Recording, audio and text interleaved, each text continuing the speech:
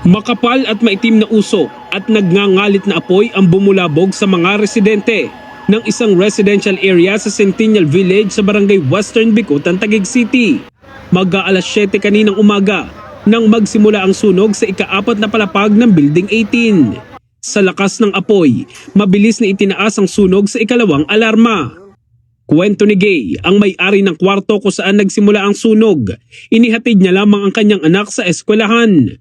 Pero pagbalik niya, nakita niya na may umuusok na sa kanilang kwarto, kaya dali-dali siyang umakyat sa ika-4 na palapag. Naghatid po ako ng bunso ko sa school sa St. Patricia. Sa St. Patricia, mga around 6:45.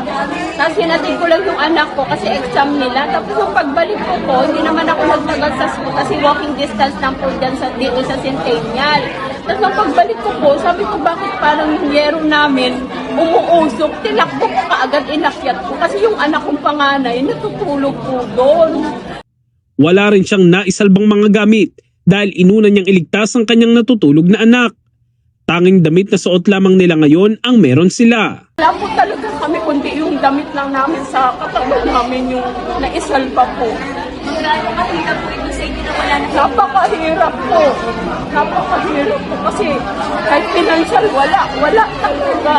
Lahat ng gamit ng anak kong college nasunog. Ayon sa chairman ng barangay, nagmula ang sunog sa naiwang nakasaksak na aircon at nakacharge na cellphone. Ang initial ay yung tungkol po sa cellphone at yung aircon po. Doon po nagsimula ang dahil sa si nanay ay natid si bata sa eskwelahan na iwanan po yung cellphone at yung aircon na nakasaksak. Naging pahirapan naman ang pag-upula sa sunog dahil sa malayo ang mga fire hydrant sa lugar. Tumagal ang sunog ng halos 2 oras bago idineklarang fire out pasado alas 9 ng umaga.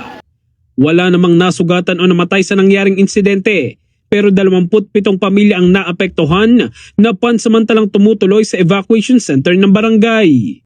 In the heart of changing lives, ito si Brigada Jigo Custodio ng 105.1 Brigada News of Manila, the Music News Authority.